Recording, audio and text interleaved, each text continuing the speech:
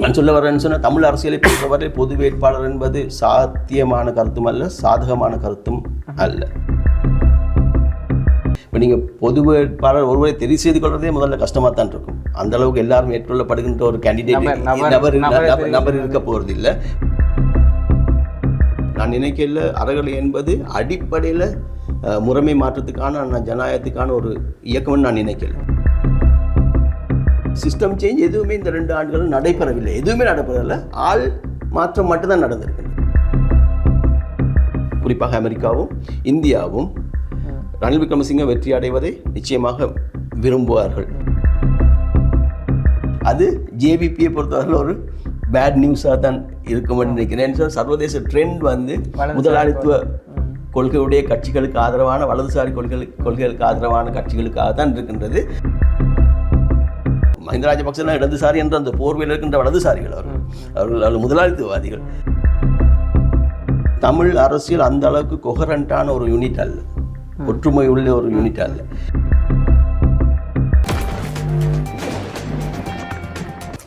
வணக்கம், இது வீரகேசரியின் சமகாலம் கருத்தாடற்களம்.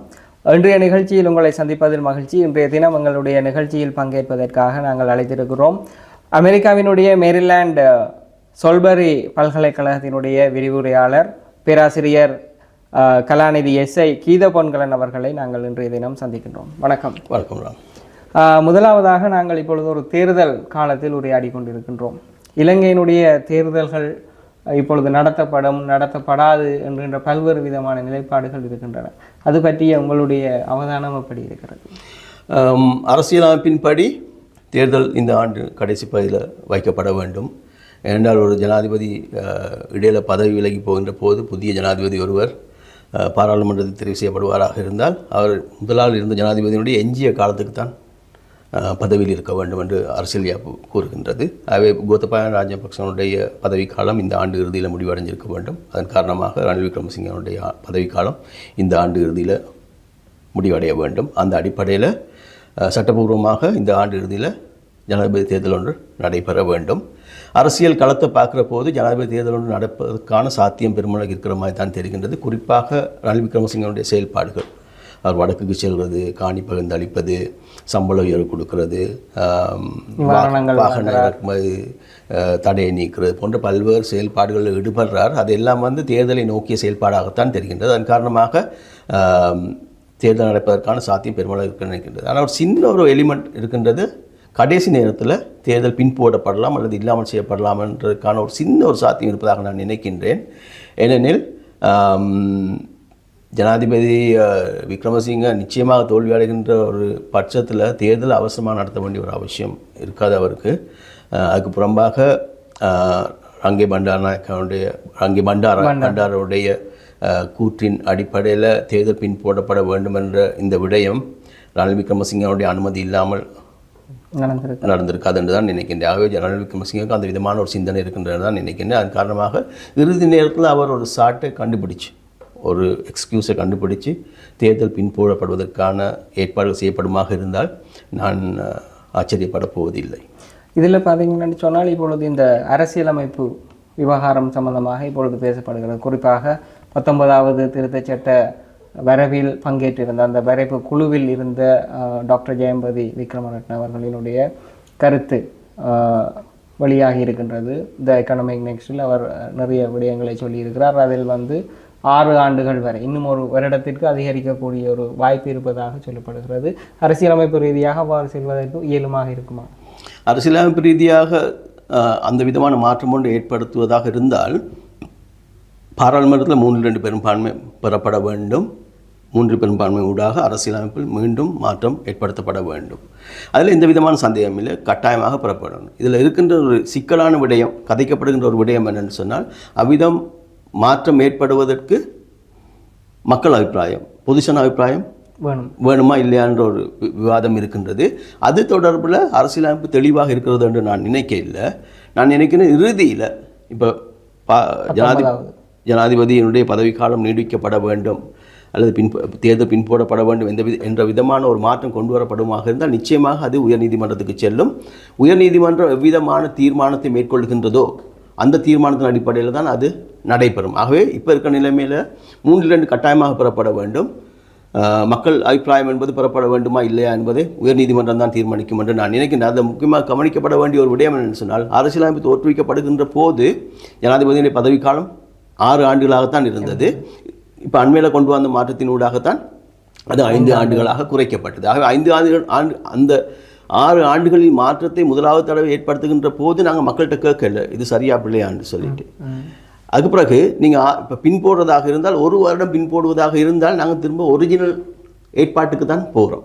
அந்த அடிப்படையில் மக்கள் வாக்கெடுப்பு நூடாக மக்களுடைய அனுமதி பெறப்பட வேண்டும் என்றது ஒரு ஸ்ட்ராங்கான ஒரு ஆர்குமெண்ட்டாக எனக்கு பெருசாக படவில்லை. வாக்கெடுப்பு தேவையில்லை என்ற நிலைப்பாட்டுக்கு கூட வரலாம் என்று தான் நான் நினைக்கிறேன். அது உயர்நீதிமன்றத்தினால் தீர்மானிக்கப்படும் என்று நினைக்கிறேன்.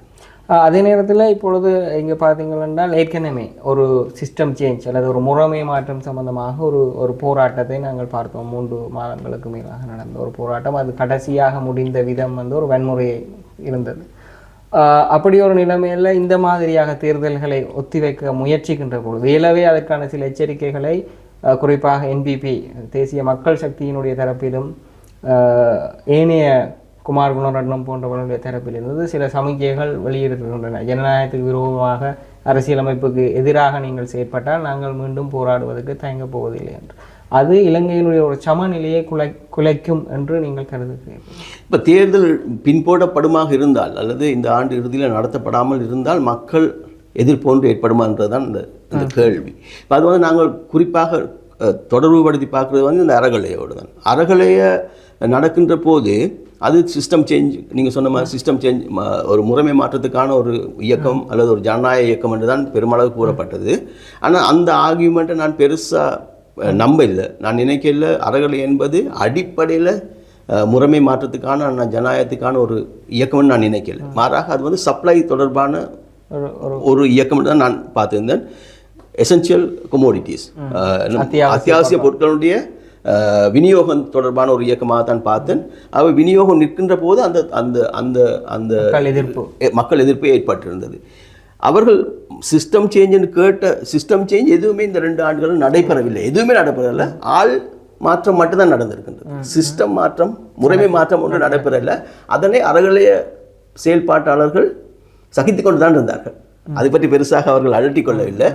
அதுக்கு பிறகுதான் உள்ளூராட்சி தேர்தல் போஸ்ட்போன் பண்ணப்பட்டது, பின்போடப்பட்டது. அதுக்கும் அறகலையை பெருசாக ஒரு எதிர்ப்பை தெரிவிக்கவில்லை. அதன் காரணமாக ஜனாதிபதி தேர்தல் பின்போடப்படுமாக இருந்தால் பெரியோரு மக்கள் எதிர்ப்பு ஏற்படும் என்ற இந்த ஆர்கியூமெண்ட்ல எனக்கு பெருசாக ஒரு நம்பிக்கை இல்லை.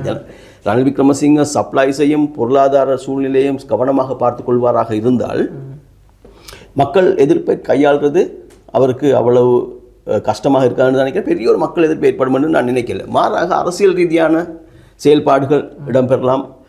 குறிப்பாக ஜேவிபியினுடைய செயற்பாடுகள், குறிப்பாக அனுரகுமார் திசாநாயக தேர்தலில் வெற்றி பெறலாம் என்ற விதமான ஒரு அபிப்பிராயம் இருக்கின்ற பின்னணியில் அது தொடர்பாக அவர்களிடமிருந்து ஒரு பெரிய ஒரு எதிர்ப்பு ஏற்படலாம். அந்த எதிர்ப்பை ஒரு மக்கள் இயக்கமாக மாற்ற அவர்களால் முடியுமா இல்லையான்றது எனக்கு ஒரு சந்தேகம் இருக்கின்றது. அது பொறுத்திருந்து பார்க்க வேண்டும். இப்போ இருக்கின்ற ஆர்கியூமெண்ட் படி ஜனாதிபதி தேர்தல் நடத்தப்படாமல் இருந்தால் மக்கள் அதுக்கு பெரிய அளவில் எதிர்ப்பு தெரிவிப்பார்கள் என்ற ஒரு வாதம் இருக்கின்றது. அந்த வாதத்தை நான் நம்பல. அதே நேரத்தில் இப்போ பார்த்தீங்கன்னா இந்த வருடம் ஒரு தேர்தல் வருடம் உலக நாடுகளில் கன நாடுகள் நடக்குது. குறிப்பாக தெற்காசிய நாடுகளில் பாகிஸ்தானில் தேர்தல் நிறைவு வந்தது. இப்பொழுது இந்தியாவிலும் நிறைவுக்கு வந்திருக்கிறது. அடுத்து இலங்கையில் நடைபெற போகிறது. இந்த பிராந்திய நாடுகளுக்கு இடையிலாக நடைபெற்றிருக்கின்ற தேர்தல்கள், அதே போல் சர்வதேச சூழலை பார்த்தீர்கள் இப்பொழுது இருக்கின்ற ஜனாதிபதியுடன் அவர்கள் கொண்டிருக்கின்ற உறவுகள், இவை இந்த தேர்தலில் தாக்கம் செலுத்தும் என்ற ஒரு சிந்தனை இருக்கிறது. கடந்த காலங்களில் கூட ஆட்சி மாற்றங்களை வெளிநாடுகள் செய்தன. குறிப்பாக மஹிந்த ராஜபக்ச கூட பகிரங்கமாக சொன்னார், இந்தியாவினுடைய ரோ அமைப்பு தான் தன்னுடைய ஆட்சியை மாற்றி அமைத்தது என்று அவருடைய பகிரங்க குற்றச்சாட்டு இருந்தது. ஆகவே அந்த மாதிரியான சூழலில் தெற்காசியாவில் ஏற்கனவே இலங்கையை பொறுத்தவரையில் ஒரு பூகோள போட்டியை நிலவுகின்ற ஒரு நாடு, குறிப்பாக சீனா, அதே போல் அமெரிக்க இந்திய கூட்டணிகளுக்கு இடையில் ஒரு மோதல் போக்கு நடைபெற்று கொண்டிருக்கின்ற நிலையில் இது இந்த தேர்தலில் எப்படி தாக்கம் செலுத்துமா? இப்போ எந்த ஒரு தேர்தலாக இருந்தாலும் வெளிநாட்டு சக்திகளுடைய தாக்கம் ஒரு மட்டத்தில் இருக்கத்தான் செய்யும். ஏன்னா எல்லா நாடுகளும் தங்களுக்கு தேவையான ஒரு வேட்பாளரை வெற்றி பெற செய்வதற்கான ஒரு விருப்பத்தை கொண்டிருப்பார்கள். சில விதமான செயல்பாடுகளில் அவர்கள் ஈடுபடுவார்கள், மெதுமையான செயல்பாடுகள் ஈடுபடுவார்கள். நேரடியாக தலையிடுதல் என்பது இல்லாட்டியும் கூட சில வகையான செயல்பாடுகள் இடம்பெறும் என்று தான் நினைக்கிறேன். இலங்கையில் பொதுவாக அவ்விதம் இடம்பெற்று வந்திருக்கு என்று தான் நினைக்கின்றேன்.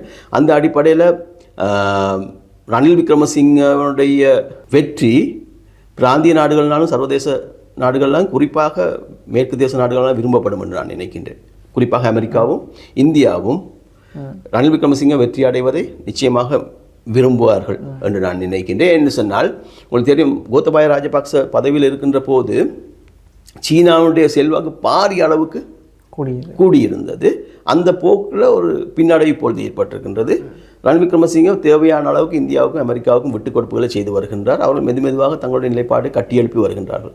அந்த அந்த அந்த செயல்முறை தொடர வேண்டும் என்று தான் அவர்கள் விரும்புவார்கள். அதன் காரணமாக ரணில் விக்ரமசிங்கே வெற்றி அடைவதை அவர்கள் விரும்புவார்கள். அது தொடர்பான மறைமுகமான நடவடிக்கைகள் அவர்கள் ஈடுபடுவார்கள் என்று நினைக்கின்றேன். அந்த வகையில் பார்க்கின்ற போது தேர்தல் பின்போடுவதற்கான ஒரு செயல்முறை ஏற்படுமாக இருந்தால் அதனை இந்தியா அமெரிக்காவும் மறைமுகமாக ஆதரிப்பதற்கான ஒரு சாத்தியம் கூட இருக்கின்றது என்று நான் நினைக்கிறேன். அது ஒன்று. நான் சொல்ல தேர்தல் இடம்பெறுமாக இருந்தால் இலங்கையை பொறுத்தவரையில் மிக முக்கியமான 2 அந்நிய சக்திகள் இந்தியாவும் அமெரிக்காவும் ரணில் விக்ரமசிங்கவுக்கு ஆதரவாக இருப்பார்கள் தான் நான் நினைக்கிறேன்.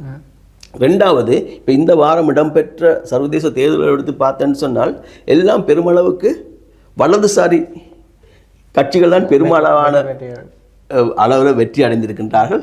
அது ஜேவிபியை பொறுத்தவரையில் ஒரு பேட் நியூஸாக தான் இருக்கும் என்று நினைக்கிறேன். சர்வதேச ட்ரெண்ட் வந்து முதலாளித்துவ கொள்கையுடைய கட்சிகளுக்கு ஆதரவான வலதுசாரி கொள்கைகளுக்கு ஆதரவான கட்சிகளுக்காக தான் இருக்கின்றது. அதுலேயும் குறிப்பாக இலங்கை மக்கள் நீங்கள் எதிர்பார்ப்பீர்கள் சொன்னால் அவர்கள் மிக தீவிரமான முதலாளித்துவ வலதுசாரி கொள்கையுடையவர்கள் என்று தான் நான் நினைக்கின்றேன். கடந்த காலத்தை எடுத்து பார்த்தீங்கன்னா இடதுசாரிகள் பெரும்பாலும் வாக்களிக்கிறது இல்லை, இடதுசாரிகள் ஜனாதிபதியாக வந்ததும் இல்லை. இப்போ மஹிந்த ராஜபக்செல்லாம் இடதுசாரி என்ற அந்த போர்வையில் இருக்கின்ற வலதுசாரிகள் அவர்கள் முதலாளித்துவவாதிகள். அந்த அடிப்படையில் பார்க்கின்ற போது கடந்த வார சர்வதேச தேர்தல் முடிவு செய்திகள் ஜேவிபியை பொறுத்தவரையில் ஒரு பேட் நியூஸ் தான் நினைக்கிறேன். குறிப்பாக பார்த்தீங்கன்னா தெற்காசிய பிராந்தியத்தில் நாங்கள் பார்க்குறோம், இந்தியாவை சூழ உள்ள நாடுகள் பூட்டானை தவிர அவர்களுடன் இப்பொழுது யாரும் இல்லை நட்பு பாராட்டுவதற்கு. குறிப்பாக பாகிஸ்தான் எதிராக இருக்கிறது. மாலத்தீவில் சீன சார்பு நிலை வந்து தேர்தலிலேயே வந்து சொல்லப்பட்டிருக்கிறது. நேபாளத்திலும் அந்த மாதிரியான ஒரு நிலைமை. பங்களாதேஷ் ஒரு ஒரு ஒரு வகையாக பயணிக்கிறது. ஆகவே இருப்பது அவர்களுக்கு இலங்கை தான். ஆகவே இலங்கையில் அவர்களுடைய ஆதிக்கம் அதிகமாக இருக்கும் என்ற எதிர்பார்ப்பை நாங்கள் கொள்ள முடியுமா? நிச்சயமாக. அவர்கள் இப்போ 2022ஆம் ஆண்டு பொருளாதார நெருக்கடி ஏற்பட்ட போது அவர்கள் இலங்கை செய்த உதவிகளை பார்த்தீங்கன்னு சொன்னால் அந்தளவுக்கு யாருமே இது செய்யவில்லை. $4 பில்லியன் அதிகம் கொடுத்துருக்கிறார்கள். சர்வதேச ரீதியாக இலங்கைக்கு பேக்கப் பண்ணியிருக்கிறார்கள். நாணய நிதியத்தில் இலங்கைக்கு ஆதரவாக செயல்பட்டிருக்கின்றார்கள். ஆகவே இந்த கடந்த 2 ஆண்டுகளில் இந்தியாவுடைய உதவி, இலங்கைக்கு கொடுக்கப்பட்ட உதவி வந்து பாரதூரமானது.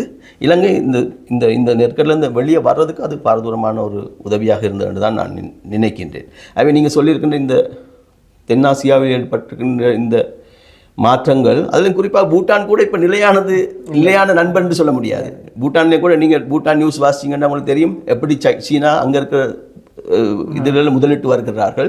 இதுக்கு முதல் சீனாவுடன் எந்த விதமான தொடர்பும் இல்லாத பூட்டான் அரசாங்கம் இப்பொழுது சில தொடர்புகள் ஏற்படுத்த தொடங்கி இருக்கிறார்கள் என்று தெரியும். அது கூட ஒரு வீக்கான லிங்க் தான். அந்த அடிப்படையில் பார்க்கின்ற போது இலங்கையை தக்க வைத்துக் கொள்வதில் அவர்கள் பெரிய முயற்சிகளை மேற்கொள்வார்கள் என்று அவர்கள் தெரியும். அதன் காரணமாகத்தான் அனுரகுமார் திசாநாயக்க ஜனாதிபதி தேர்தலில் வெற்றி அடையலாம் என்ற விதமான கருத்து ஒன்று ஏற்பட்ட போது உடனடியாக அவர் டெல்லிக்கு அந்த கட்டுப்பாட்டு அந்த வட்டத்துக்குள்ளே வைத்திருக்க வேண்டும் என்ற தேவையின் காரணமாக, அதன் காரணமாக எல்லா கேண்டிடேட்ஸோடையும் அவர்கள் நிச்சயமாக தொடர்புகளை வைத்திருப்பார்கள், உதவிகள் செய்வார்கள் நினைக்கின்றேன். அனுரகுமார் திசாநாயக்க, சஜித் பிரேமதாச, ரணில் விக்ரமசிங்க. ஆனால் இந்த 3 பேர் தான் தேர்தலில் பிரதானமான கேண்டிடேட்ஸாக இருப்பார்களாக இருந்தால் இந்தியாவுடைய மறைமுகமான உதவி பாரதூரமான ஒரு மட்டத்தை ரணில் விக்ரமசிங்க கிடைக்கும் என்று நினைக்கின்றேன். இப்பொழுது நீங்கள் குறிப்பிட்டது போல இந்த 3 வேட்பாளர்களும் பிரதான வேட்பாளராக களமிறகின்ற பொழுது குறிப்பாக தென்னிலங்கை வாக்குகள் 3ஆக பிரியும் என்று சொல்லுகிறார்கள். ஆகவே சிறுபான்மை இனங்களின் உடைய வாக்குகள் தான் தீர்மானிக்கும் சக்தியாக இருக்கின்றது என்கின்ற நிலைப்பாடு இருக்கிறது. அந்த வகையில் தான் இப்பொழுது தமிழ் தரப்பு, குறிப்பாக வடகிழக்கை மையப்படுத்திய தரப்புகள், சில சிவில் அமைப்புகளும் சில அரசியல் கட்சிகளும் இணைந்து ஒரு பொது வேட்பாளரை நிறுத்தி அவர்கள் அதன் மூலமாக பல்வேறு விதமான முயற்சிகளை எடுக்கிறார்கள். அதனை ஒரு மூலோபாயமாக நகர்த்துகிறார்கள். இந்த பொது வேட்பாளரை நிறுத்துவது தமிழர்களினுடைய அரசியலுக்கு எவ்வளவு தூரம் சாதகமான நிலைமையாக இருக்கும்? மிகவும் ஒரு ஒரு ஒரு குழப்பகரமான ஒரு ஒரு நிலையில் தான் தமிழ் அரசியல் இருக்குன்றது நினைக்கிறேன். குறிப்பாக பொது வேட்பாளர் என்ற விடயத்தில் அது தொடர்பாக நான் என்னுடைய அபிப்பிராயம் என்னன்னு சொன்னால், தமிழ் பொது வேட்பாளர் என்ற கருத்து ஒரு ஆரோக்கியமான கருத்தாக நான் நினைக்க இல்லை. ஏனெனில் தமிழ் அரசியல் அந்த அளவுக்கு கொஹரண்டான ஒரு யூனிட் அல்ல, ஒற்றுமை உள்ள ஒரு யூனிட் அல்ல. இப்போ நீங்கள் பொது வேட்பாளர் ஒருவரை தெரிவு செய்து கொள்வதே முதல்ல கஷ்டமாக தான் இருக்கும். அந்த அளவுக்கு எல்லாரும் ஏற்றுக்கொள்ளப்படுகின்ற ஒரு கேண்டிடேட் நபர் இருக்க போகிறது இல்லை. பிறகு அவர் போட்டியிடுகின்ற போது எல்லாரும் அவருக்கு ஒன்றாக சேர்ந்து வேலை செய்வார்கள், அவர் வெற்றி அடை செய்வதற்காக என்றும் நான் நினைக்கவில்லை. அதன் காரணமாக பொது வேட்பாளர் என்கிற இந்த கருத்து ஒரு பலவீனமான கருத்து என்று தான் நான் நினைக்கிறேன். மற்ற சாத்தியம் இல்லாத கருத்து என்று தான் நான் நினைக்கிறேன். இறுதியில் தேர்தல் இடம்பெறுகின்ற போது பொது வேட்பாளர் ஒருவர் இருப்பார் என்று நான் நினைக்கவில்லை. இப்போ 1-2 பேர் இருக்கலாம், 1-2 தமிழ் கேண்டிடேட்ஸ் இருக்கலாம், சி விக்னேஸ்வரன் போன்றவர்கள் இருக்கலாம். ஆனால் அவர் பொது வேட்பாளராக இருப்பார் நான் நினைக்கல, மாறாக ஒரு வேட்பாளராக இருப்பார். ஆகவே நான் சொல்ல வரேன்னு சொன்னால், தமிழ் அரசியலை பொறுத்தவரை பொது வேட்பாளர் என்பது சாத்தியமான கருத்தும் அல்ல, சாதகமான கருத்தும் அல்ல. மாறாக நான் நினைக்கிறேன்னு சொன்னால், தமிழ் பிரதானமான கட்சி தன்னுடைய தலைவர் ஒருவரை வேட்பாளராக களமிறக்கி தேர்தலில் நிற்க வேண்டும். அதான் நான் நினைக்கிறேன். பொது வேட்பாளர் அல்ல, எல்லாராலும் விரும்பப்படுகின்ற, எல்லாரும் ஏற்றுக்கொள்ளப்படுகின்ற ஒரு வேட்பாளர் அல்ல. மாறாக பிரதானமான கட்சி அதன் சார்பாக இந்த தேர்தலில் போட்டியிட வேண்டும் என்று நான் நினைக்கின்றேன்னு சொன்னால், 1982ஆம் ஆண்டிலிருந்து தேர்தல் வரலாற்றை எடுத்து பார்த்தீங்கன்னு சொன்னால், தமிழ் கட்சிகள் தேர்தலில் நிற்கிறதில்லை. எப்பொழுதும் தென்னிலங்கை கட்சி ஒன்றுக்கு ஆதரவளிக்கின்ற போக்குத்தான். அது எங்களுக்கு தெரியும், கடந்த 30 ஆண்டுகள் எந்த விதமான பலனையும் வழங்கவில்லை. ஆகவே இருக்கின்ற இந்த இந்த சிக்கலான சூழ்நிலையில் ஒரு போல்டான ஒரு நம்பிக்கைக்குரிய ஒரு செயல்பாட்டில் ஈடுபடுகின்றதாக அந்த செயல்பாடு அமையும். அதன் காரணமாக தமிழ் அரசியலுடைய பிரதானமான கட்சி ஒரு வேட்பாளர் நிறுத்தி சீரியஸாக இந்த தேர்தலில் போட்டியிட வேண்டும் என்று நான் நினைக்கின்றேன். அது சாத்தியமான கருத்தாண்டு கேட்டீங்கன்னு சொன்னால் நான் இல்லைன்னு தான் சொல்வேன். சொன்னால் பிரதானமான கட்சி தமிழ் தேசிய ஐடாக் தமிழரசு கட்சி ஏற்கனவே சொல்லியிருக்கிறாங்க, நாங்கள் இதுக்கு உடன்படையில் என்று சொன்னால், தமிழ் அரசியல் என்பது இப்போ கடந்த சில காலமாக ஒரு 10 ஆண்டுகள் எடுத்து பார்த்தீங்கன்னு சொன்னால், தமிழ் அரசியலுடைய அடிப்படை கோட்பாடு என்றது டீல்ஸ் தான். டீலில் தான் அவர்களுடைய அரசியல் நடைபெற்று கொண்டிருக்கின்றது. அவை நீங்கள் சுயமான ஒரு வேட்பாளர் நிறுத்தி தேர்தலில் போட்டியிடுவீர்கள் என்றால் டீலுக்கான ஒரு சாத்தியம் இருக்காது. அதன் காரணமாக அதை அவர்கள் விரும்ப மாட்டார்கள் என்று நான் நினைக்கின்றேன். அதுக்கு புறம்பாக தோல்வி அடைய போகிற தேர்தல் தான் எப்படியுமே என்ற விதமான மற்ற தமிழ் அரசியல் தலைமைத்துவத்துக்கு பெரிய ஒரு அரசியல் ரீதியான கான்ஃபிடென்ஸ், நம்பிக்கை, ஒரு மனோதைரியம் இருக்கின்ற, அந்த விதமான மனோதைரியம் இருக்கின்ற நான் நினைக்கல. அதன் காரணமாக அது சாத்தியமான ஒரு விடயம்னு நான் நினைக்கல. ஆனால் ஐடியலாக அவ்விதம் இடம்பெற வேண்டும் நான் நினைக்கின்றேன். ஏன்னு சொன்னால், இந்த தேர்தலில் இப்போ நான் இந்த இலங்கைக்கு வந்த பிறகு தமிழ் பத்திரிகைகளை வாசிக்கின்ற போது பார்த்த ஒரு விஷயம் இதனால் வரக்கூடிய பாதகமான விளைவுகள் என்னென்னு தெரியாமல் நாங்கள் அந்த பொது வேட்பாளரை நிறுத்த முடியாதுன்னு சொல்லுவோம். நீங்கள் ஒரு தடவை செய்து பார்க்காட்டி பாதகமான விளைவு என்னென்னு உங்களுக்கு தெரிய போகிறது இல்லை. ஆகவே ஒரு தடவை செய்து பார்க்கலாம், அதில் என்ன விளைவு வருதுன்னு சொல்லி. இப்போ நாங்கள் அப்படி நிறுத்துவமாக இருந்தால் நாங்கள் டீல் பேச முடியாதுன்ற ஒரு ஆர்கியூமெண்ட் இருக்குது தானே. அப்போ இதுவரைக்கும் செய்த டீல்களால் என்ன கிடைச்சது எங்களுக்கு? அதையும் ஆராய வேண்டும். அப்படி பார்த்தீங்கன்னு சொன்னால் டீலால் எந்த விதமான பிரயோசனமும் இல்லை. 2015 கொடுத்தது மேக்சிமம் ரைட். அதிலே ஒன்றும் நடக்கலை. அதிலே உங்களுக்கு தெரியும், அதிலே ஒன்றும் நடக்கலை. அதன் காரணமாக இந்த சிஸ்டத்தை கொஞ்சம் ஆட்டி பார்க்குறதுக்காக நாங்கள் ஒரு வேட்பாளரை நிறுத்தி சீரியஸாக போட்டிடலாம். அப்போ எங்களுக்கு தெரியும் அது விளைவு என்ன என்று சொல்லிட்டு அடுத்த முறை நாங்கள்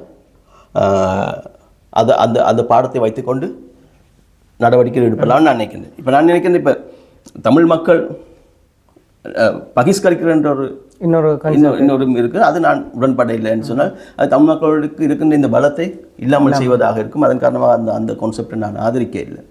இப்போ நான் சொல்லிப்பேன், தமிழ் வேட்பாளர் ஒருத்தர் நிறுத்தப்பட்டு தமிழ் வாக்காளர் அவருக்கு வாக்களிப்பார்களாக இருந்தால் இந்த 50 வீதம் பெறுறது வந்து ஒரு சிக்கலாக மாறக்கூடிய சாத்தியம் இருக்குது. ஒரு வேட்பாளர் டிரெக்டாக 50 வீதத்தை பெறுறதுன்றது சாத்தியம் இல்லாமல் போகலாம். ஏன்னா நாங்கள் ஒரு சங்கான ஓட்ஸை நாங்கள் எடுத்துடுறோம் இல்லையா. அப்போ அடுத்த தேர்தலில் 50 வீதம் பெற முடியாதுன்ற பயம் யாருக்காக ஏற்படுமாக இருந்தால் அவர்கள் தமிழ் மக்களுடைய ஓட்டை பெறுவதற்கான முயற்சியில் ஈடுபடலாம். அந்த நேரத்தில் நாங்கள் இந்த இந்த இந்த இந்த டீல் பேசுகிற அரசியலை பார்க்கலாம். அதன் காரணமாக ஒரு பரிச்சாத்தமாக, ஏன்னா நாங்கள் இழக்க போகிறது ஒன்றும் இல்லை. மஹிந்த ராஜபக்சேவை விட கோத்தபாய ராஜபக்சேவை விட தமிழ் மக்களுக்கு விரோதமான ஒரு ஜனாதிபதி வரப்போகிறது இல்லை இனிமேல். ஆகவே அந்த அடிப்படையில் பார்க்கின்ற போது நான் நினைக்கின்றேன் ஒரு பரிச்சாத்தமாக ஒரு நம்பிக்கை அளிக்கின்ற ஒரு செயல்பாடாக, தமிழ் அரசியலை உத்வேகப்படுத்துகின்ற ஒரு செயல்பாடாக பிரதான கட்சி ஒரு வேட்பாளரை நிறுத்தி இந்த தேர்தலில் சீரியஸாக, ஒரு சம்பிரதாயத்துக்கு இல்லை, சீரியஸாக போட்டியிட வேண்டும்னு நான் நினைக்கிறேன். ஆனால் இப்பொழுது நீங்கள் சொல்வது ஒரு அரசியல் கட்சி வந்து, அல்லது ஒரு அரசியல் கட்சியோ இல்லை ஒன்றுக்கும் மேற்பட்ட அரசியல் கட்சிகளோ அணிதிரண்டு ஒரு வேட்பாளரை நிறுத்த வேண்டும் என்பது. ஆனால் இங்கே வந்து இப்பொழுது அரசியல் கட்சிகளினுடைய பங்களிப்பு என்பதை தாண்டி சிவில் அமைப்புகளினுடைய அதீத அக்கறை தான் இந்த பொது வேட்பாளர் விவகாரத்தில் வந்து இருக்கிறதை நாங்கள் பார்க்கக்கூடியதாக இருக்கிறது. மத தலைவர்கள் சிலரும் சிவில் அமைப்புகளினுடைய பிரதிநிதிகளும். ஒருவேளை அரசியல் கட்சிகளில் இப்பொழுது தமிழ் தேசிய கூட்டமைப்பிலிருந்து ஆங்காங்கே சிதறி இருந்த ஜனநாயக தேசிய கூட்டணி என்று செயற்படுகின்ற புலட்டெலோ, இபிஆர்எல்எஃப், அந்த மாதிரியான தரப்புகளும் இந்த சிவில் அமைப்புகளும் இணைந்து, அதாவது தமிழரசு கட்சி அல்லாமல் அவர்கள் ஒரு பொது வேட்பாளரை நிறுத்துகின்ற பொழுது எப்படி இருக்கும்? அரசியல் தேர்தல் என்பது ஒரு அடிப்படையில் அரசியல் ரீதியான ஒரு செயல்பாடு. அந்த அடிப்படையில் பார்க்கின்ற போது சிவில் சொசைட்டி உடைய பிரதிநிதியாக ஒருத்தர் தேர்தலில் போட்டியிடுறதுன்றது பெரிய ஒரு பயனளிக்கும் என்று நான் நினைக்க இல்லை. மாறாக அவர்கள் உந்துகின்ற ஒரு சக்தியாகத்தான் இருக்கிறார்கள் என்று தான் நான் நினைக்கின்றேன், இருப்பார்கள் என்று நான் நினைக்கின்றேன். என்று சொன்னால் நான் ஏற்கனவே சொன்ன மாதிரி தமிழ் அரசியல் கட்சிகளுக்கு சுயமாக இந்த தேர்தலில் போட்டியிடுகின்ற இந்த மனோதைரியம் இல்லாத ஒரு பின்னணியில் அந்த தைரியத்தை வழங்குவதற்கான ஒரு செயல்பாட்டில் தான் அவர்கள் ஈடுபடுகின்றார்கள் என்று நான் நினைக்கிறேன். அது ஒரு நல்ல விஷயமாக தான் நான் பார்க்குறேன். அப்போ நான் பார்க்குறேன்னு சொன்னால் தமிழ் அரசியல் கட்சிகளுக்கு இல்லாத மனோதைரியம் சிவில் அமைப்புகளுக்கு இருக்கின்ற என்றுதான் நான் பார்க்குறேன். அவர் பிள்ளையான கான்செப்டை கொண்டிருந்தாள். நான் சொல்ல பொது வேட்பாளர் அல்ல, பொது வேட்பாளர் என்கின்ற ஐடியாவும் அவருடைய போட்டியிடுகின்றவையும் ஒரு சப்பண்டு முடிகின்ற ஒரு விடயமாக தான் இருக்கும். மாறாக தமிழ் கட்சியினுடைய பிரதானமான தமிழ் கட்சியை போட்டியிடுவதற்கு உந்துவதற்கான செயற்பாட்டில் அவர்கள் ஈடுபட வேண்டும். அதுக்கு பிறகு நீங்கள் கூட்டணிகளை அமைச்சுக்கொள்ளலாம். அதுக்கு பிறகு நீங்கள் எங்களுக்கு ஆதரவாளிங்கன்னு கேட்குறதும் மற்ற கட்சிகள் முன் வர்றது அது அது அது அது வேறு விஷயம். இப்போ நான் 2 நாட்களுக்கு முதல் பார்த்தேன்னு சொன்னால் ஐடாக்கினுடைய தலைவர் சொல்லியிருக்கின்றார், பொது வேட்பாளர் ஒருவர் நிறுத்தப்படுவாராக இருந்தால் நாங்கள் அதற்கு எதிராக செயல்படுவோம் என்று சொல்லிட்டு அவ்விதம் கூறியது சீரியஸான ஒரு விடயமாக இருந்தால் கட்டாயமாக தமிழ் சமூகம் பொது வேட்பாளர் ஒருத்தரை நிறுத்த வேண்டும். இந்த பிரதான கட்சியினுடைய செயல்பாடு எவ்விதம் இருக்கின்றது என்பதை பிரதான கட்சிக்குள்ளும் 2 நிலைப்பாடு இருக்கிறது. 2 தலைவர்கள் 2 நிலைப்பாட்டில் இருக்கிறார்கள். இல்லை, கட்சி அவ்விதம் செயல்படுமாக இருந்தால், இப்போ நான் ஒரு தலைவர் தான் சொல்லியிருக்கின்றார், அது அவர் செயல்படுமா இல்லையான்னு எங்களுக்கு தெரியாது இல்லையா. கட்சி அவ்விதம் செயல்படுமாக இருந்தால், கட்சி அந்த விதமான ஒரு நிலைப்பாட்டு வருமாக இருந்தால் பொது வேட்பாளர்களை நாங்கள் தமிழ் சமூகம் நிறுத்த வேண்டும், இந்த கட்சியினுடைய செயற்பாட்டை வெளிப்படுத்துவதற்காக. ஆனால் இப்பொழுது இலங்கை தமிழரசு கட்சியில் பார்த்தீர்கள் என்றால் அரை பங்கினர் ஸ்ரீதரன் உள்ளிட்ட கிழக்கு மாகாண முன்னாள் பாராளுமன்ற உறுப்பினர்கள் வெளிப்படையாக பொது வேட்பாளர் விடயத்தை ஆதரிக்கிறார்கள். ஆனால் கட்சியின் முடிவு இறுதியானது என்கின்ற ஒரு விடயத்தை அவர்கள் சொல்லுவார்கள். அதே மாதிரி சுமந்திரன் அவருடைய அணியில் இருப்பவர்கள் வந்து பொது வேட்பாளரை எதிர்ப்பவர்களாக இருக்கிறார்கள். இதற்குள் 2ம் கட்டாத நிலையில் ஒரு குழுவினர் இருந்து கொண்டிருக்கிறார்கள். ஆகவே இப்போ 75 வருடங்கள் மூப்புடைய ஒரு கட்சி இப்படி நிலை தளம்பி இருக்கிற ஒரு நிலைமை இருக்கிறது.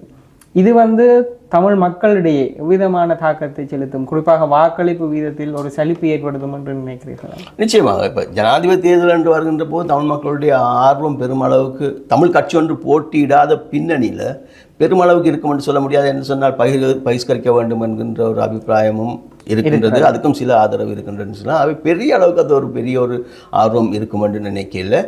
தமிழ் கட்சி பிரதானமான தமிழ் கட்சி இந்த விதமான ஒரு குழப்பகரமான சூழ்நிலை இருக்கிறது. அவர் தலைவர் தெரிவு செய்யப்பட்டார், பிறகு நீதிமன்றத்தில் அது இருக்கின்றது, யார் தலைவர் என்று தெரியாது. இப்போ நான் கடைசியாக நடந்த மீட்டிங்கில் அவதானித்த விடயம்னு சொன்னால் ஸ்ரீதரன் அந்த மீட்டிங்கில் இருக்க எல்லாரும் ஸ்ரீதரனுக்கு என்ன நடந்தது, ஸ்ரீதரன் வெளிநாடு போயிருக்கிறார் என்று சொன்னார்கள். ஸ்ரீதரனுடைய பிரதிநிதி யாராவது இருந்தார்களா சொல்லி எனக்கு தெரியலை. ஆகவே ஒரு இந்த தெரிவு செய்யப்பட்ட தலைமைத்துவத்தை கொஞ்சம் ஒதுக்குகின்ற ஒரு போக்கும் இருக்கலாம். அப்படி தான் அந்த மீட்டிங்கை பார்க்குற போது எனக்கு தெரிந்தது. ஆகவே இது எல்லாம் வந்து தமிழ் மக்களுக்கு பிரதான கட்சியின் மீதான ஒரு சலிப்பை ஏற்படுத்தும். அவருடைய ரியாக்ஷன் என்னவாக இருக்கும் என்று நான் யோசிப்பனாக இருந்தால், கூடுதலான அளவில் தமிழ் தேசியவாதத்தை பிரதிநிதித்துவப்படுத்துகின்ற ஃபேக்ஷனுக்கு அவருடைய அனுதாபம் கூடுதலாக போகும் என்று தான் நான் நினைக்கின்றேன். அந்த வகையில் பிளவு தெளிவானதாக மாற்றமடைந்து இப்போ தெரிவு செய்யப்பட்டவர் தலைவர் பூர்ணமாக ஒதுக்கப்பட்டு இன்னும் சுமந்திரன், மாவை சேனாதிராஜா போன்றவர்கள் தான் இந்த கட்சியில் கொண்டுள்ள வச்சிருப்பார்களாக இருந்தால் தமிழ் மக்களுடைய அனுதாபம் பெருமளவுக்கு ஸ்ரீதரன் பக்கம் செல்வதற்கான சாத்தியம் இருக்கு என்று நான் நினைக்கின்றேன். அதில் இப்போ நீங்கள் கேட்காத கேள்வியில் அடிஷனலாக நான் ஒன்று சொல்கிறதா சொன்னால், ஸ்ரீதரனை பொறுத்தவரையில் தமிழ் தேசியவாதத்தை பிரதிநிதித்துவப்படுத்துகின்றார், தமிழ் மக்களுடைய அபிப்பிராயத்தையும் சென்டிமெண்ட்ஸையும் அவர் பிரதிநிதித்துவப்படுத்துகின்றார் நல்ல விஷயம்தான். ஆனால் அவர் வந்து கவனமாக இருக்க வேண்டும். தனிநாட்டுக்குள்ளே நான் போகிறேன், வன்முறைக்குள்ளே போகிறேன்ற அந்த விடயங்கள் வருகின்ற போது அவர் பேசுகின்ற பேச்சுகளும் செயல்பாடுகளும் மிக அவதானத்துடன் முன்னெடுக்கப்பட வேண்டும் என்று நான் நினைக்கின்றேன். குறிப்பாக தென்னிலங்கையில் புரிதல்கள் வந்து வித்தியாசமாக இருக்கும் அது கவனமாக கையாள வேண்டும். அதே நேரத்தில் இப்பொழுது பார்த்தீங்கன்னா இந்த ஆயுத விடுதலை நம்பிக்கை வைத்து பிறகு அவர்கள் ஜனநாயக வழி திரும்பினவர்கள் எல்லோரும் ஒரு அணியாகி இருக்கிறார்கள். அதில் முன்னாள் விடுதலை பொறிகளை சேர்ந்த ஒரு குழுவினரும் பங்கேற்றிருக்கிறார்கள். டெலோ இருக்கிறது.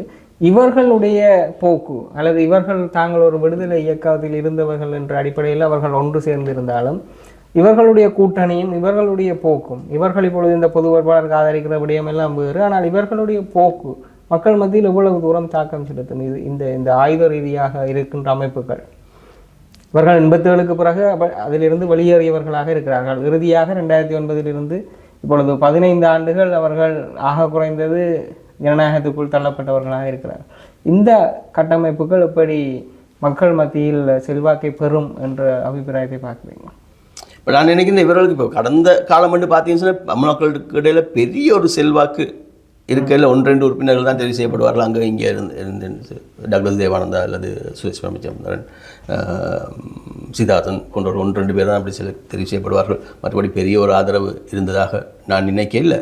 மாறாக அதன் காரணமாக உடனடியாக அவர்களை நோக்கி ஒரு ஷிஃப்ட் இருக்கும் என்று நான் நினைக்கல. மாறாக ஐடாக்கினுடைய தமிழரசு கட்சியினுடைய கொழும்பை மையமாக கொண்ட இந்த குழு கொழும்புக்கு சேவை செய்கின்ற போக்கில் தீவிரமாக செயல்படுகின்ற போது அவர்களுக்கான இந்த குழுக்களாக இருந்து கட்சிகளாக மாறியவர்களுக்கான ஆதரவு அதிகரிப்பதற்கான ஒரு சாத்தியம் இருக்கு. என்றால் நீங்கள் கூடுதலாக கொழும்பை நோக்கி செயல்படுகின்ற போது அல்லது கொழும்புக்கு சேவை செய்வதை அடிப்படையாக கொண்டு செயல்படுகின்ற போது தமிழ் மக்களுடைய அபிப்பிராயம் தேசியவாதத்துக்கு ஆதரவாக வளருகின்ற போது ஸ்ரீதரனுடைய ஃபேக்ஷன் பிறகு இந்த குழுக்களுக்கான ஆதரவு மேலெழுவதற்கான சாத்தியம் கொண்டிருக்கும் நான் நினைக்கின்றேன். அதே நேரம் நாங்கள் இன்னும் ஒரு விடயம் இது சம்பந்தமாக பார்த்து விடலாம். குறிப்பாக இந்த ஜனாதிபதி தேர்தலில் இப்பொழுது அனுர வடக்குக்கு சென்றிருக்கின்றார், சஜித் சென்றிருக்கின்றார். இவர்கள் இப்பொழுது தமிழ் தலைவர்களை சந்தித்த பொழுது இவர்களுடைய விடய பொருள் மாகாண சபை முறைமை 13வது திருத்த சட்டம், அதன் பிறகு ஆட்சிக்கு வந்த பிறகு அவசியம் என்றால் புதிய அரசியலமைப்பை பற்றி பார்க்கலாம் என்கின்ற நிலைப்பாட்டில் இருக்கின்றார்கள். ஆகவே தமிழ் மக்களுடைய கோரிக்கை சமஷ்டி இணைந்த வடகிழக்கு என்கின்ற கோட்பாட்டு ரீதியான இது ரெண்டும் பெரிய இடைவெளி இருக்கிறது. இந்த வேட்பாளர்களுடன் இந்த முறை ஜனாதிபதி தேர்தலில் தமிழ் மக்கள் அதிஉச்சமாக எந்த எல்லை வரை செல்லலாம் என்று நினைக்கிறேன். தமிழ் கட்சி ஒன்று போட்டியிடாத பின்னணியில் நீங்கள் நான் நினைக்கின்றேன் அவருடைய ஆதரவு ஒரு அளவுக்கு சஜித் பிரேமதாசாவுக்கு சார்பாக செல்வதற்கான சாத்தியம் இருக்கிறது தான் நான் நினைக்கின்றேன். சொன்னால் ஜேவிபியினுடைய தலைவர் அனுர திசாநாயக்காவுக்கு ஆதரவளிப்பதற்கான தமிழ் விருப்பம் ரொம்ப ஆக குறைவாக இருக்கும் என்று தான் நான் நினைக்கின்றேன்.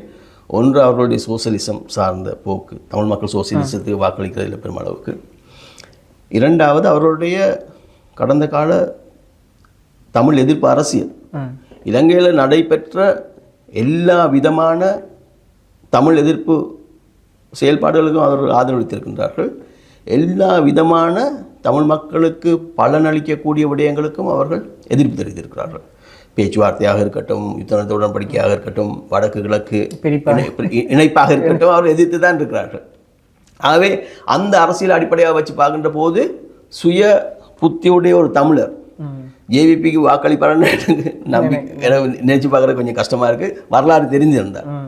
ஆகவே அவருக்கு வாக்களிப்பதற்கான சாத்தியம் குறைவான தான் நினைக்கின்றேன். இப்போ நான் அமெரிக்காவில் இருக்கும்போது இந்த விடயங்களை பார்க்கின்ற போது நினச்ச போது நான் நினைச்சது, இலங்கை தமிழர்களுடன் ஒப்பிடுகின்ற போது இந்திய தமிழர்கள் திசாநாயக்காவுக்கு வாக்களிப்பதற்கான சாத்தியம் அதிகம் இருக்குன்னு தான் நினைக்கிறேன். இந்திய தமிழர்கள் வந்து கொஞ்சம் ட்ரேட் யூனியன் சோசியலிசம் சார்ந்த சிந்தனையுடையவர் என்பதன் காரணமாக அனுராக் வாக்களிக்கலாம் சார். ஆனால் இங்கே வந்த பிறகு என்னுடைய மலையகத்தில் இருக்கிற நண்பர்களுடைய உடன் கலந்துரையாடல போது எனக்கு தெரிந்தது அங்கேயும் கூட அவ்வளோ பெரிதாக அவருக்கு ஒரு ஆதரவு இல்லைன்னு. அப்போ மலையக தமிழர்களே அவருக்கு பெருமளவுக்கு ஆதரவு அளிக்காமல் இருக்கின்ற போது இலங்கை தமிழர்கள் வாக்களிப்பார் நான் எதிர்பார்க்க மாட்டேன். அப்போ அவரை நான் வந்து எக்ஸ்க்ளூட் பண்ணிடுவேன். அதுக்கு பிறகு இருக்கின்றது இப்போ இந்த 3 பேர் தானாக இருந்தால் ரணில் விக்ரமசிங்கையும் சஜித்தும். ரணில் விக்ரமசிங்கே தான் ஏற்கனவே கூறுகின்ற மாதிரி ஒரு சுயாதீனமான வேட்பாளராக களம் இறங்குவாராக இருந்தால் தமிழ் மக்கள் நேச்சுரலாக அவர் வாக்களிக்கிறதுக்கான ஒரு சாத்தியம் இருக்கும். ஆனால் அப்படி இறங்கினால் அவர் வெற்றி அடைவதற்கான சாத்தியம் குறைவானதாக இருக்கும். மாறாக அவர் இப்போ எதிர்பார்க்குற மாதிரி SLPP பொதுஜன பெரமுனுடைய உந்துதலுடன் பொதுஜன பெரமுனை உத்தியோகபூர்வமாக ரணில் விக்ரமசிங்கக்கு ஆதரவளிக்கும் என்று அறிவித்து விட்டால் ரணில் விக்ரமசிங்க பொதுஜன பெரமுனுடைய வேட்பாளர் தானே இல்லைய ஐக்கிய தேசிய கட்சியினுடைய வேட்பாளர் அல்ல, சுயாதீனமான வேட்பாளரும் அல்ல. அவை அப்படி வருகின்ற போது தமிழ் மக்கள் அவருக்கு வாக்களிப்பதற்கான அந்த விருப்பம் குறைவாக இருக்கும் தான் நினைக்கிறேன். கொஞ்சம் மந்தமாக தான் இருக்கும் கடந்த காலத்துடன் ஒப்பிடுகின்ற போது. அப்படி பார்க்கின்ற போது எந்த விதமான ஹாமும் இல்லாமல் களத்தில் நிற்கிற ஒரு ஆள் வந்து சஜித் தான் நான் நினைக்கின்றேன். ஆகவே தமிழ் மக்களுடைய வாக்குகளை பெறுவதற்கு சஜித் சரியான அளவில் முயற்சி செய்வாராக இருந்தால் அந்த வாக்குகள் அவரால் பெறப்படலாம் என்று தான் நான் நினைக்கிறேன். இந்த 3 பேரும் தான் கேண்டிடேட்டாக இருந்தார். ஆனால் இப்போ இந்த கேள்வி வந்து இவர்களிடம் தமிழ் மக்கள் வைக்கக்கூடிய அதியுச்சமான பேரம் என்னவாக இருக்கும்? சமஷ்டியை பற்றி பேசினால் அவர்கள் நிச்சயமாக இந்த தருணத்தில் அது சம்பந்தமான பேச்சுக்கு வருவார்களா என்பது கூட பெரிய கேள்வி. இல்லை, அதனால தான் நான் சொல்கிறேன், நாங்கள் வந்து இந்த முறை பேரம் பேசுறதே இல்லை. அதனால தான் இந்த முறை நாங்கள் ஒரு கேண்டிடேட்டை ஃபீல் பண்ணி களத்தை பரிசோதித்து பார்க்கலாம் இப்படி செய்கிறேன்னு சார். அதே நேரம் இப்போ முஸ்லீம் மலையக வாக்குகள் பார்த்துருக்கோம், அவர்கள் வளமையை போன்று 2ஆக பிரிய போகிறார்கள். ரணிலுடன் இருப்பார்கள் சிலர் வந்து சஜித்துடன் இருப்பார்கள். மலையகத்திலும் அதே தான் நிலைமை. ஆனால் மலையக மக்களினுடைய விவகாரங்களை பார்க்கின்ற பொழுது அல்லது முஸ்லீம் மக்களினுடைய விவகாரங்களை பார்க்கின்ற பொழுது அவர்களும் இதே குறைகளை சொல்லுகிறார்கள். தங்களுடைய பிரச்சனைகள் தீர்க்கப்படவில்லை, காணி விவகாரங்கள், சம்பள விவகாரங்கள். ஆகவே அந்த மக்களினுடைய நிலைப்பாடு வாக்களிப்பு வீதத்தில் பிரதிபலிக்குமா நான் நினைக்கின்றேன். இப்போ மலையக தமிழர்களுடைய அரசியல் போக்கை நீங்கள் பார்த்தீங்கன்னா உங்களுக்கு தெரியும். பாராளுமன்ற தேர்தலில் அவர்கள் இதோக்காவுக்கும் ஏனைய சிறு கட்சிகளுக்கும் ஆதரவளிப்பார்கள். ஆனால் ஜனாதிபதி தேர்தல் வருகின்ற போது அவர்கள் எப்பொழுதும் ஐக்கிய தேசிய கட்சி தான். நுவரேலியா வந்து எப்பயுமே ஐக்கிய தேசிய கட்சியினுடைய கோட்டையாக தான் இருக்கும்.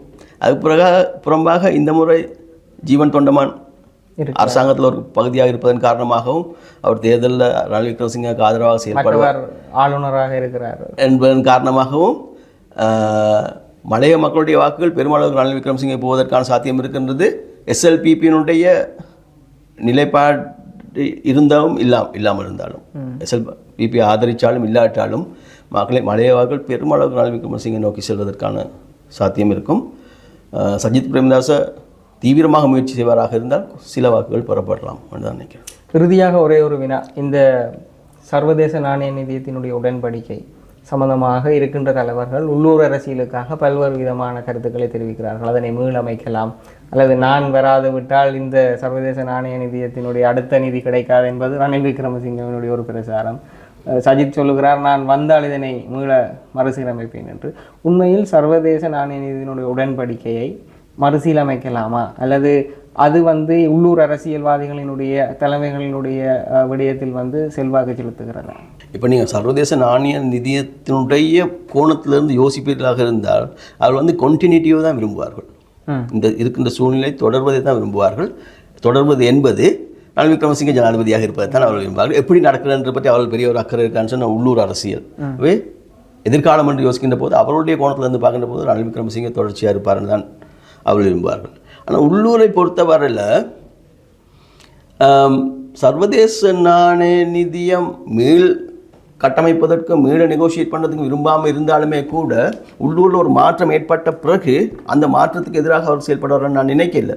ஏன்னு சொன்னால் இப்போ சொல்லுவோம், சர்வதேச நாணய நிதியத்துக்கு எதிரான ஒரு ஜனாதிபதியாக தெரிவு செய்யப்படுகின்றார். அதன் காரணமாக சர்வதேச நாணய நிதியம் எல்லா விதமான டீல்ஸையும் நிப்பாட்டிட்டு வெளியேறி விடுவார்கள் என்று எதிர்பார்க்க முடியாது. ஏன்னு சொன்னால் இலங்கையினுடைய அரசியலும் சமூகமும் ஸ்டேபிளாக இருக்கணும்னு சொல்லி ஸ்திரமாக இருக்க வேண்டும் என்பது இலங்கைக்கு மட்டும் முக்கியமானதல்ல, சர்வதேச செயல்பாட்டாளர்களுக்கும் முக்கியமானது. என்ற இலங்கைக்கு வீழ்ச்சி அடைந்து விடுமாக இருந்தால் அதை தொடர்ந்து தென்னாசியாவில் இருக்கின்ற பல்வேறு நாடுகளும் வீழ்ச்சி அடைவதற்கான ஒரு சாத்தியம் இருக்கும், டோமினோ எஃபெக்ட் என்ற மாதிரி. அதுக்கு புறம்பாக உள்ளூர் தீவிரவாதம், மத தீவிரவாதம் போன்ற பல்வேறு விடயங்கள் எழுச்சி அடைவதற்கான ஒரு சாத்தியம் இருக்கும். ஆகவே இலங்கை ஸ்டேபிளாக இருக்க வேண்டும் என்பது இலங்கை மக்களுடைய கர்சனை மட்டுமல்ல, சர்வதேசத்தினுடைய கர்சனையும் கூட. அதன் காரணமாக தேர்தலில் நீங்கள் ரணில் விக்ரமசிங்கே வெளியேற்றி உதாரணமாக பெரிய எதிர்ப்பாக இருக்கக்கூடிய என்பிபி வெற்றி அடையுமாக இருந்தால் அவர்களுடன் சேர்ந்து செயல்படுவது தான் அவர்கள் விரும்புவார்கள். அது இந்த டீல்ஸை எவ்விதம் தொடர்ந்து சின்ன சின்ன மாற்றங்களுடன் முன்னே கொண்டு செல்லலாம், எதிர்காலத்தை கொண்டு செல்லலாம் என்றதை அடிப்படையாக கொண்டு அந்த செயல்பாடு இருக்கும். அதன் காரணமாக ரணில் விக்ரமசிங்கே போயிட்டு எல்லாம் உடைஞ்சிடும் என்ற அந்த கான்செப்டை நான் நினைக்கிறது சரியானதாக இருக்கும் என்று சொல்லி. நல்லது. நாங்கள் இன்றைய தினம் இந்த சமகால அரசியல் நிலைமைகள் சம்பந்தமாக எங்களுடன் உரையாடி இருந்தவர் பேராசிரியர் கலாநிதி எஸ்ஐ கீத பொன்கலன் அவர்கள். அவர் அமெரிக்காவில் இருந்து தன்னுடைய விடுமுறை காலத்திற்காக வருகை தந்திருந்தாலும் எங்களுடைய அழைப்பை ஏற்று கலையகத்துக்கு வருகை தந்ததற்கு நாங்கள் நன்றிகளை தெரிவித்துக் கொள்கிறோம். அந்த வகையில் நாங்கள் மற்றொரு நிகழ்ச்சியின் வாயிலாக மீண்டும் உங்களை சந்திக்கலாம். நன்றி.